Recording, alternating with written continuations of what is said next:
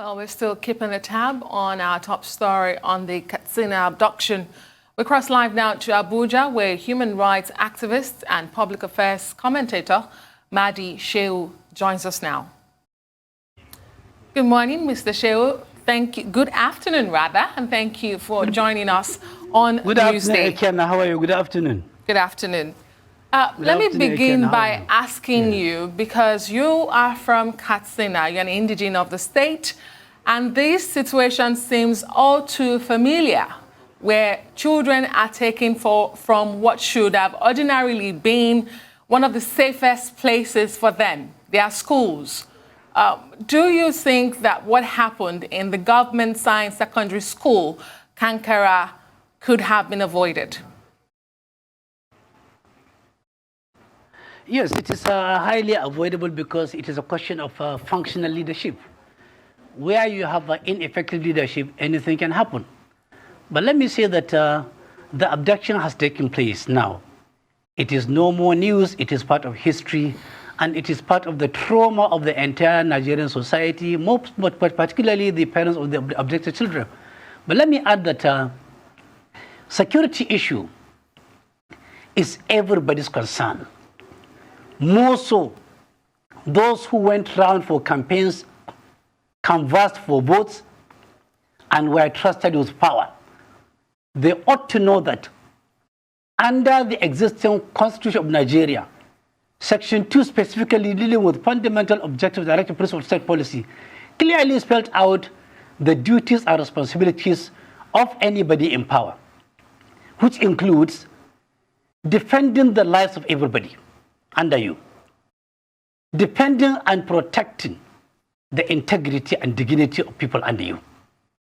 Where you have failed in providing this elementary purpose of democracy, you have no business being in democracy in the first place. Secondly, don't look at the security agencies alone.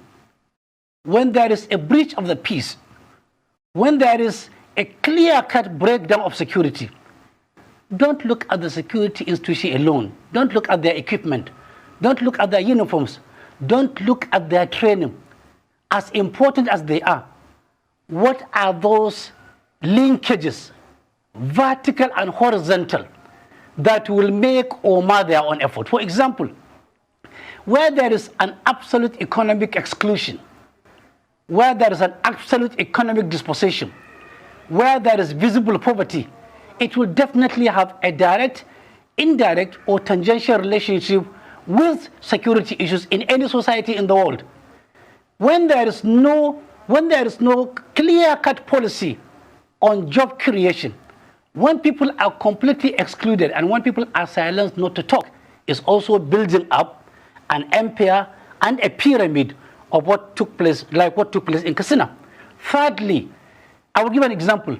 In the entire farming season of Katsina State this year, from January to December, not a single bag of fertilizer was given to any farmer. I stand to be corrected. Ironically, in the month of June this year, and I have the letters and I have the documents, the governor came to Abuja together with the Commissioner for Finance, together with the Auditor General, of the Accountant General. They went to the office of the Accountant General of the Federation. They authored a letter instructing the Accountant General to deduct 2.7 billion naira from our June 2020 federal allocation and pay to a fertilizer supplying company. To supply what? To supply 40,000 metric tons of NPK, 40. Up to this moment, that fertilizer was not supplied. Those monies had been paid. Rather than doing the right thing, they went and concocted and faked documents to indicate that the fertilizers were supplied. Everybody in Katsina knows that there will be no bumper harvest this year because there was no fertilizer, there were no chemicals, there was nothing.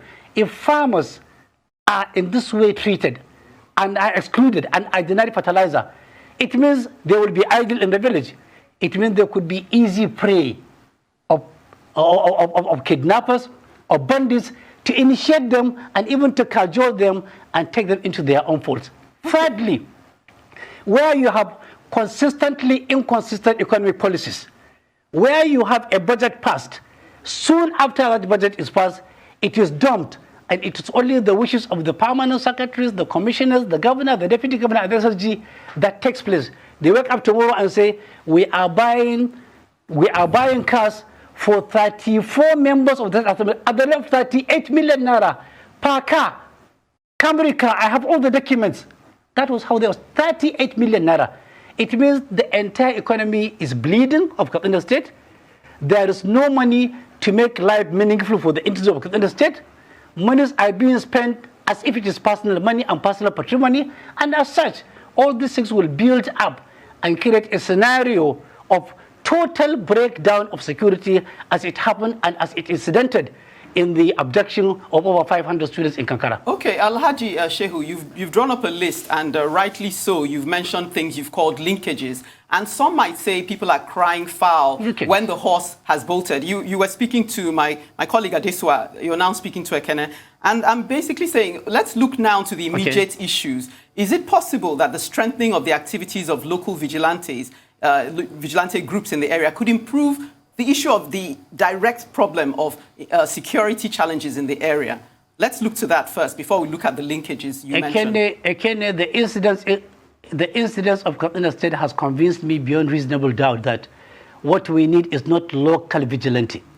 What we need is a clear-cut legislation allowing to have local government police, state government police, and federal police.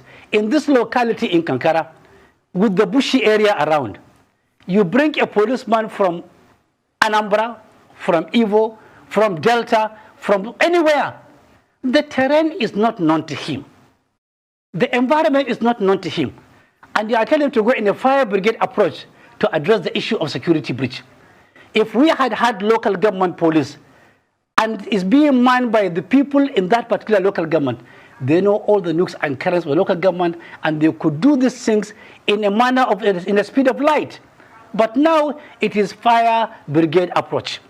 It therefore calls on all people, especially our legislators, to ensure that in no time legislation is done to allow local governments to have their own police, state police, and federal police at their own expense. We have more than enough human resource to ensure that we deploy security to protect lives and properties. Well, your governor, Governor Masari, had explored the option of amnesty for bandits. That failed woefully twice. Beyond legislation for local policing, what other measures do you think that can be adopted to fix this challenge of insecurity, this challenge of banditry in Katsina State and in the Northwest region in general? It takes a clearly defined political will. In between April 2015 to October 2020, Katsina State government had an inflow of over 1.237 trillion. If these monies were applied honestly, honorably, sincerely, judiciously, it will go around and create abundant economic activities to keep everybody busy. But where these monies are cornered and being shared and being bastardized and being misapplied by a small clique, cartel, and cabal, it means majority will be excluded and only a minority with a minority population will be enjoying the entire allocation of the state. For example, ask anybody in every local government today, in Katsina State, 34 of them, there are contractors who have done as low as 30,000 naira contract, 50,000, 100,000, 1 million, 5 million. In the last 24 months, they have not been paid a kobo.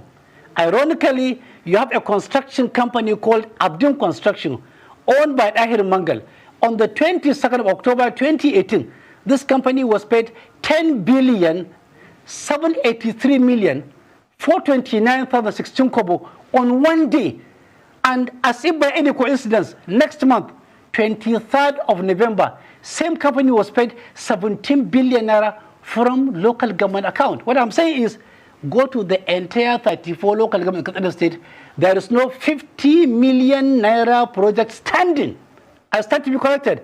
Go to the entire state government. In the entire state, there is no 1 billion naira standing project after collecting 1.27 trillion naira coming in from various directions. In addition, today, any civil servant who had resigned or had finished with his own service in the last two years, 30,000 public servants have vacated their offices on account of rendering 35 years of service.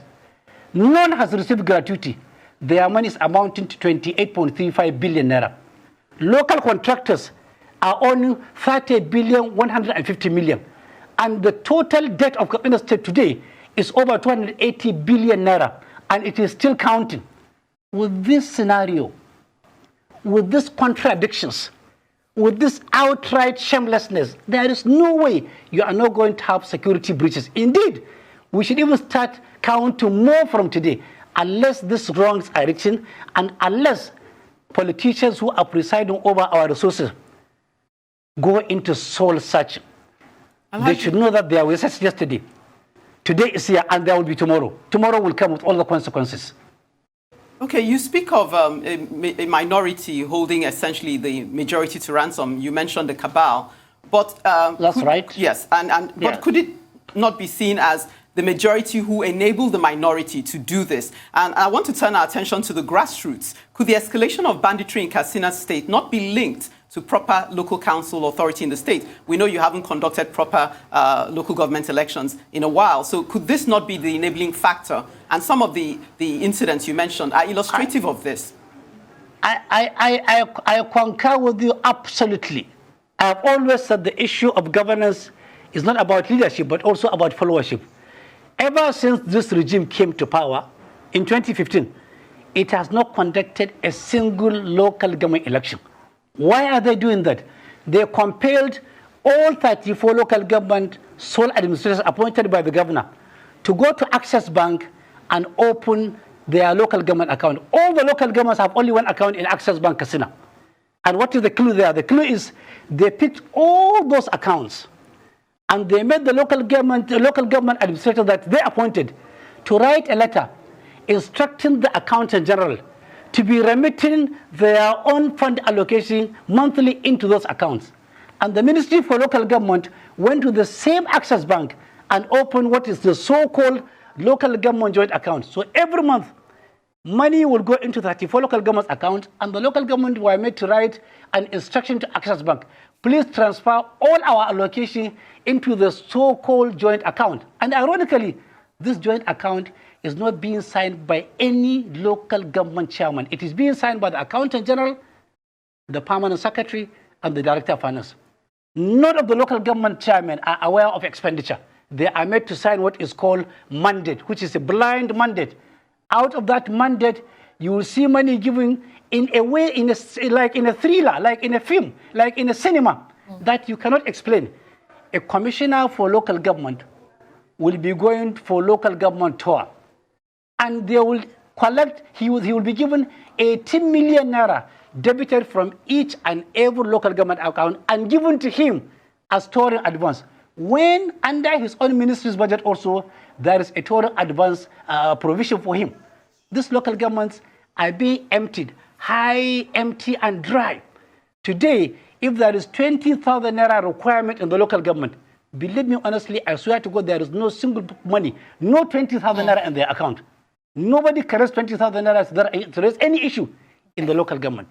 Secondly, local people are yet to be informed about their franchise. They are willing to accept money, soap, sugar, flour, rice, just to vote because they are hungry, they are uninformed, and they are being cajoled, intimidated, and deceived. Well, so many allegations have been made, but we would like to thank you so much, Mahdi Shehu, human rights activist and public affairs commentator, for being on Newsday today.